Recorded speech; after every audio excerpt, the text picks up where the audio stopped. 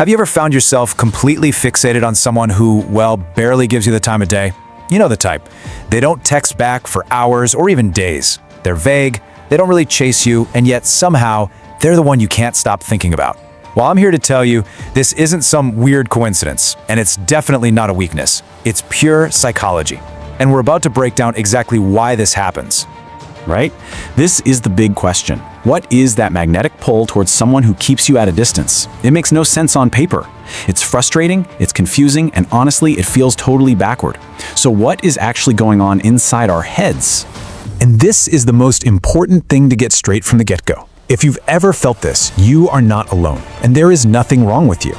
You're just experiencing a very real, very powerful psychological hook. So let's dive in and see how it really works. Okay, so first up, we need to talk about what I call the attraction paradox. This is that bizarre battle between what your logical brain says it wants and what your heart, or maybe your emotions, actually gets hooked on. I mean, logically, you'd think attraction is built on things like warmth and consistency, and someone actually showing you they're interested, right? That stuff makes us feel safe. But here's the twist. Our emotional brain doesn't always play by those rules. In fact, attraction often sparks in the exact place where certainty is missing. When someone's feelings are a mystery, your brain can't help itself. It starts trying to fill in the blanks, and it fills that silence with curiosity, with daydreams, and, yep, eventually with obsession. So how does this actually play out on, a biological level? What is physically happening inside your brain when you're caught up in this chase? Well, it turns out there's a very real science to it all. And the very first principle is super simple. Our brains absolutely despise uncertainty. Seriously, think of your mind like a detective that has to solve every case. When a situation is left open, when it's unclear, when it's unresolved, your mind just can't let it go. It's like an unfinished puzzle, and our brains will keep working on that puzzle until it's solved. And this is exactly what an emotionally distant person creates. It's called an open emotional loop. Your mind gets completely stuck, just replaying every little interaction, trying to find clues. You're constantly asking yourself, do they like me or not?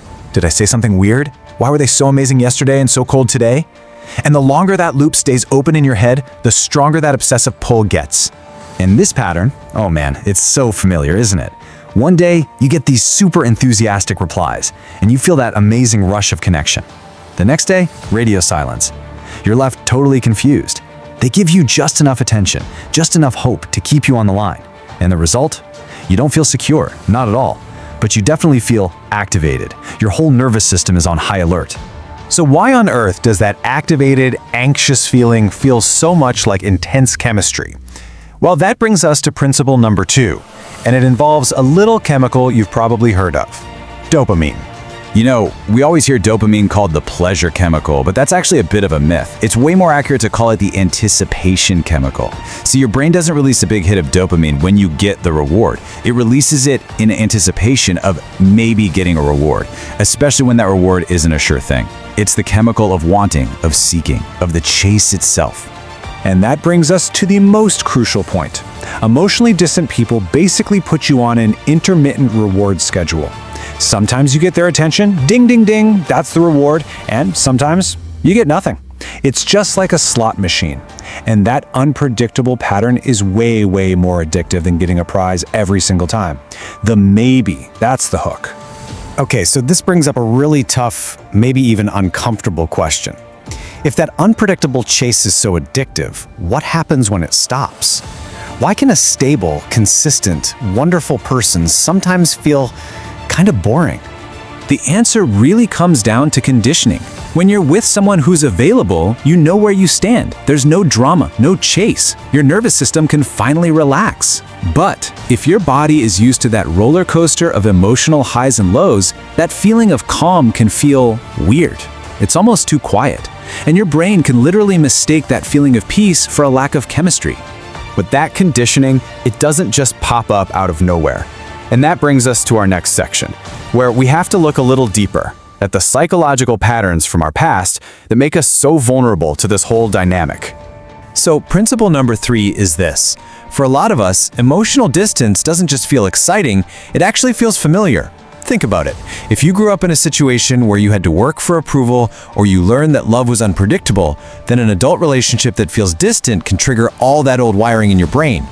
This is such a huge insight. Let this one really sink in.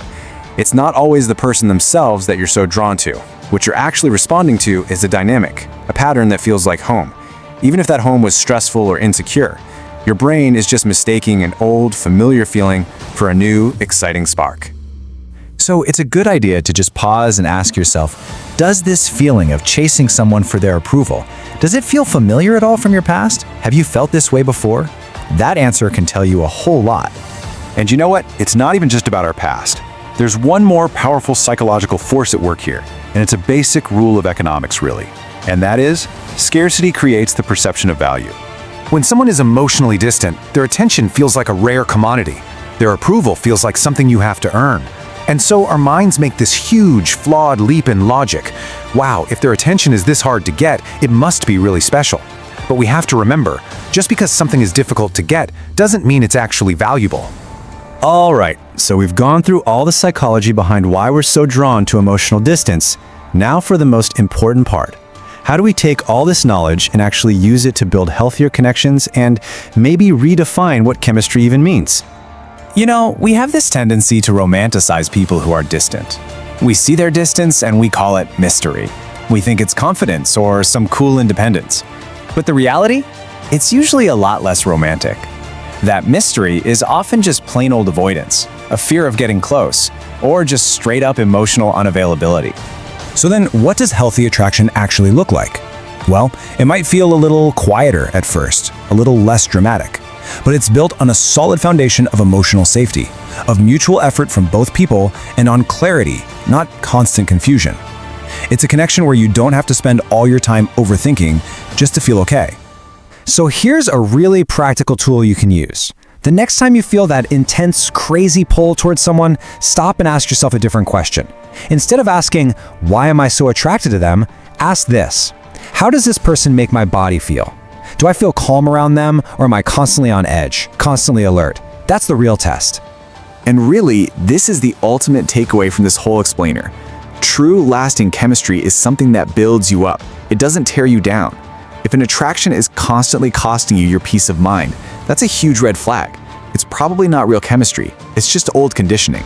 And once you know that difference, that's the first real step toward finding a connection that doesn't just feel exciting, but actually feels like coming home.